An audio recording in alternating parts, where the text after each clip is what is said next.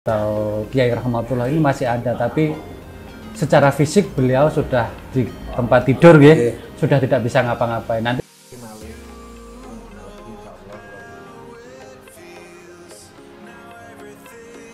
ini adalah, kalau bahasanya orang Jawa itu dulu cantrik atau murid dari Supriyadi ini, atau yang di sini lebih dikenal dengan Kiai Rahmatullah ya. Nanti kita akan tanya ke Mbah Girin ini dulu sosok Kiai Rahmatullah atau Supriyadi ini seperti apa, dan lain kita akan nanti lengkapnya tanya ke beliau ya. Oke, yuk.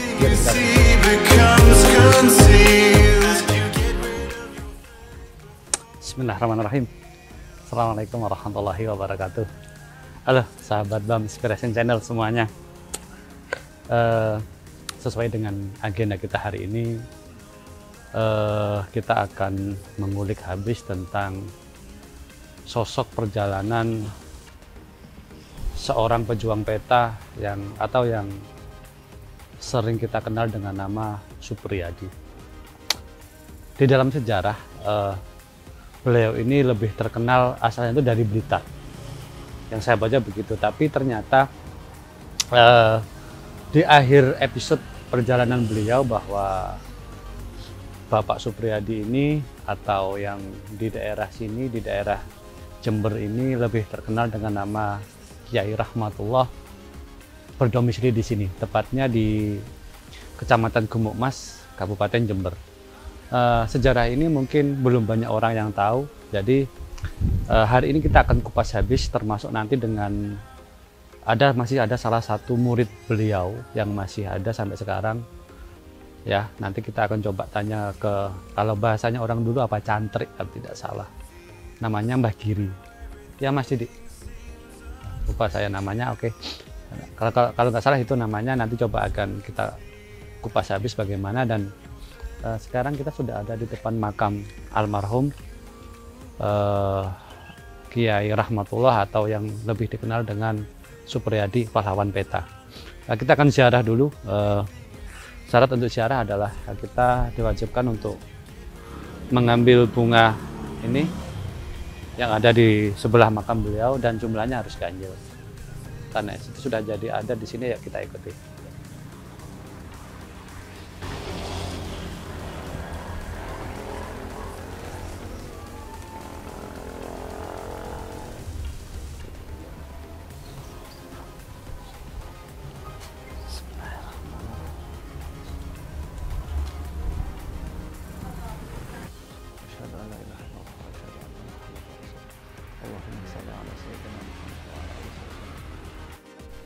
Jadi singkat aja, kita sudah selesaikan ziarahnya tadi. Habis ini kita akan langsung ketemu dengan Mbah Girin namanya. Sorry, tadi saya kurang sedikit namanya. Beliau ini adalah, kalau bahasanya orang Jawa itu dulu cantrik atau murid dari Supriyadi ini, atau yang di sini lebih dikenal dengan Kiai Rahmatullah ya. Nanti kita akan tanya ke Mbah Girin ini dulu sosok Kiai Rahmatullah atau Supriyadi ini seperti apa, dan lain kita akan nanti lengkapnya tanya ke beliau ya. Oke, yuk kita terus ya.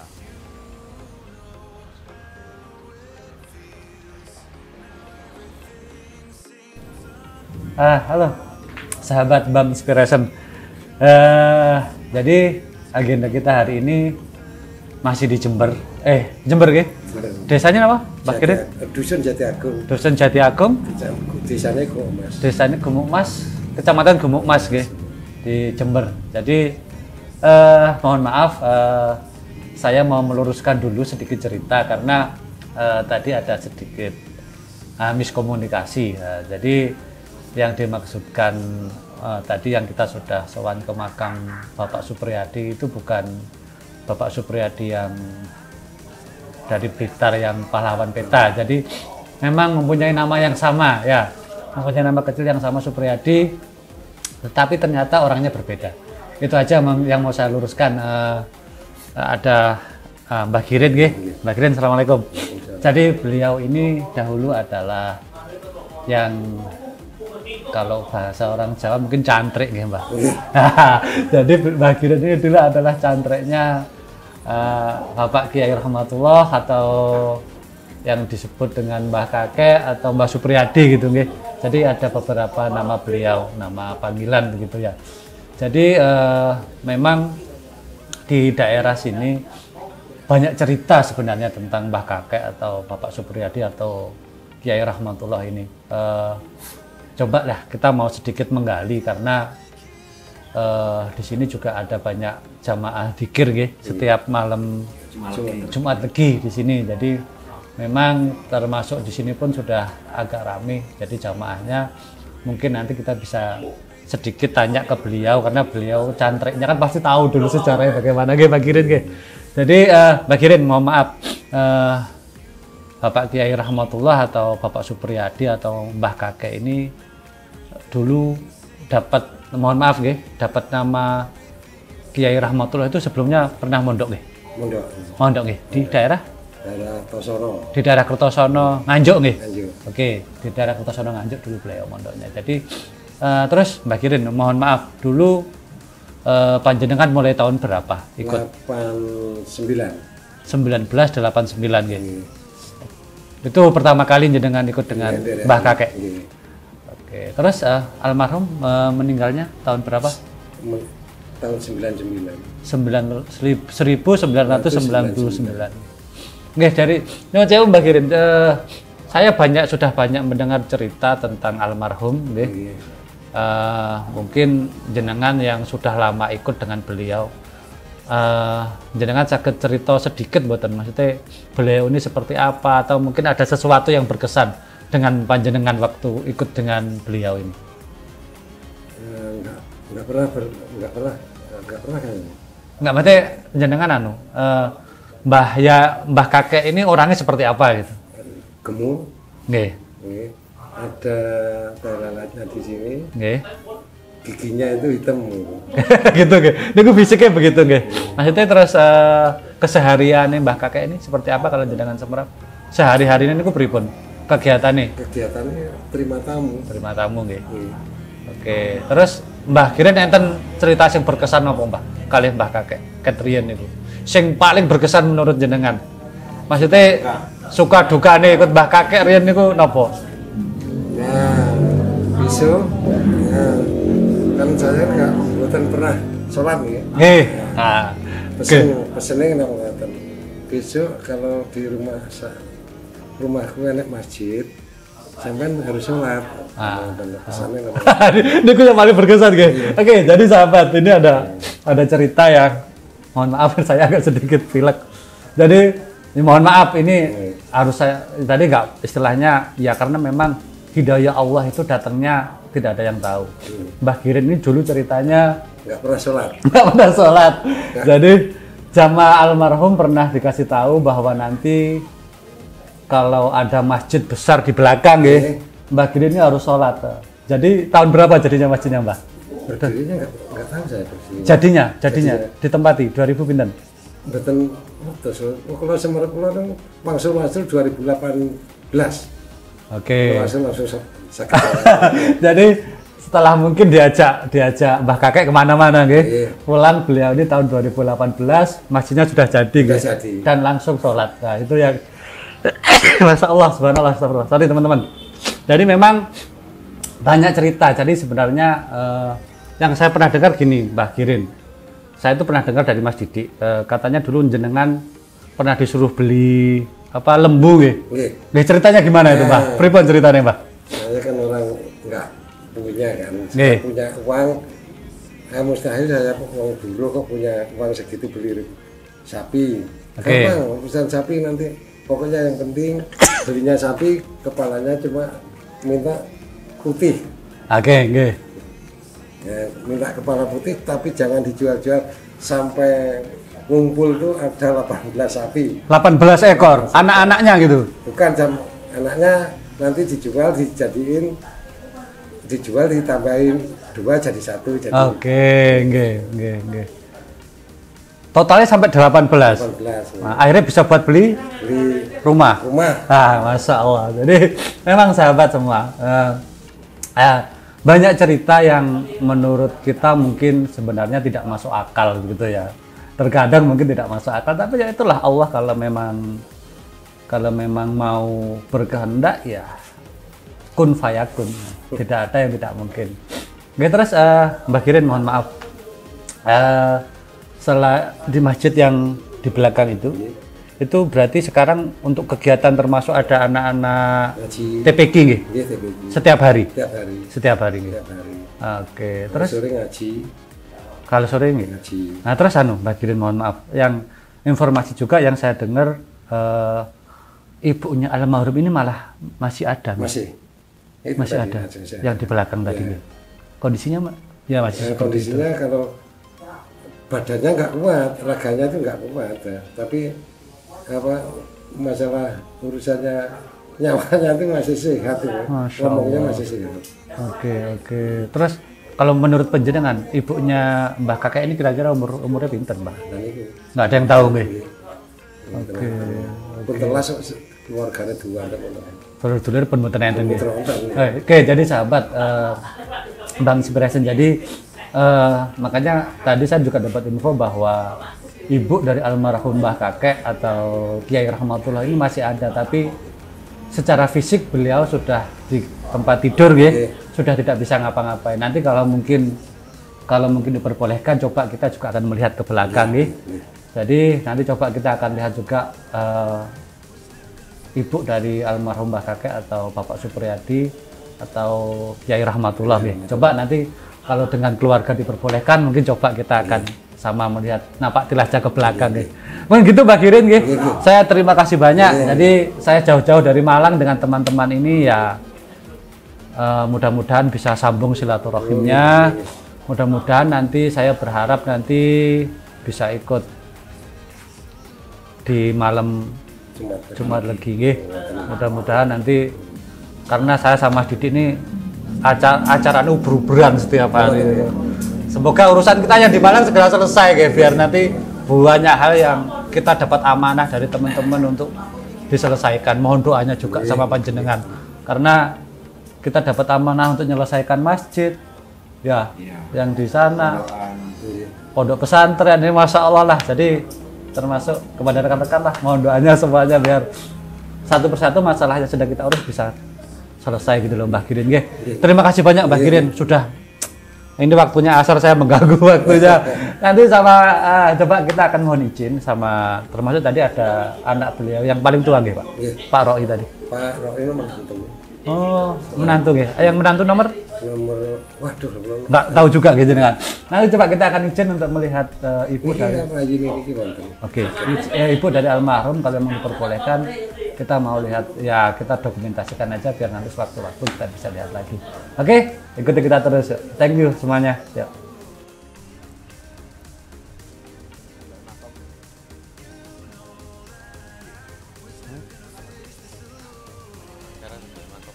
Sahabat Bam Inspiration semuanya, jadi tadi kita sudah tanya dengan Mbah Girin, beliau adalah kalau bahasa Jawa tadi cantriknya dulu Pak Supriyadi atau Kiai Rahmatullah. Dan ada satu lagi yang unik di sini, bahwa di depan rumah ini ada satu sumur yang ini sumur pertama di sini dulu katanya. Ada sedikit versi mitosnya, karena ternyata kalian bisa lihat. Jadi ini hanya sekitar 1,5 meter kedalamannya ya. Jadi kedalaman sumur ini sudah 1,5 meter, sudah airnya sampai segini. Jadi kalau mungkin di banyak tempat itu kan sumur itu kan bisa sampai 10 meter, bisa sampai 15 meter. Jadi ini cuma 1,5 meter aja dari permukaan. Jadi ini juga lah yang menjadi banyak cerita. Ada yang cerita mistis, ada yang cerita, tapi ya it's fine lah. Ini memang ya inilah dinamika yang ada sebenarnya di sini. Jadi memang hal-hal seperti ini itu hal-hal yang berbau mistis, hal-hal yang berbau dengan apa ya, hal-hal seperti ini itu sudah sangat jadi satu hal yang sudah sangat biasa di kultur masyarakat kita. Jadi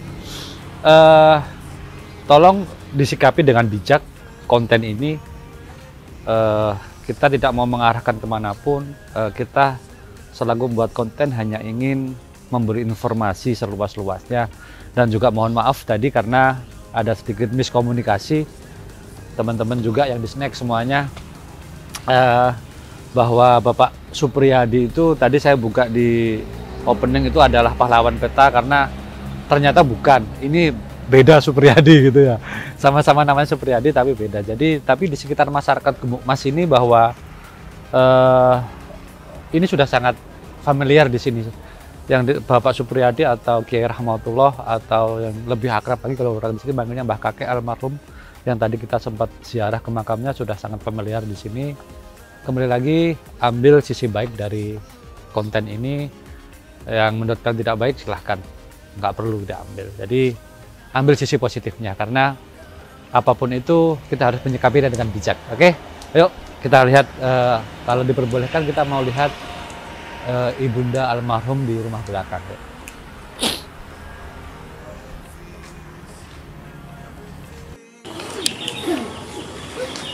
Jadi persis di belakang rumah beliau ada satu masjid yang sangat besar, yang kita dipakai ngaji setiap hari, namanya Masjid Akbar kalau tidak salah. Coba nanti kita tanya lagi pastinya.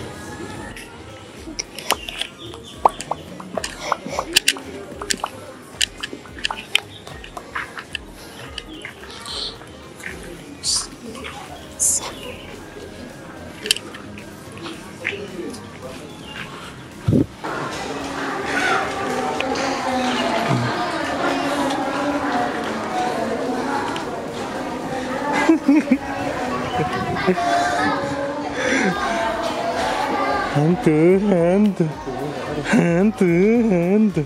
Wes dah. Ya wes lah.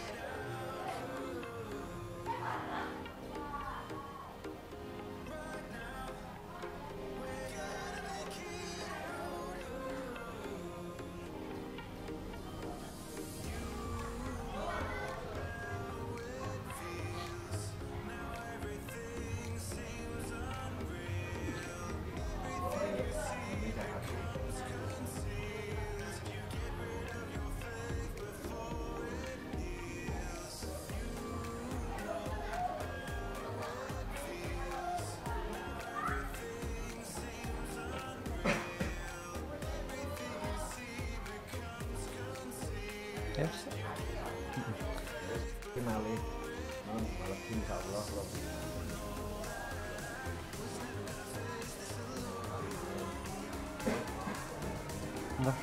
Assalamualaikum.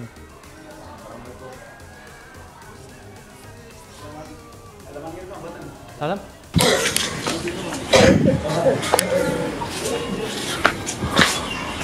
Assalamualaikum.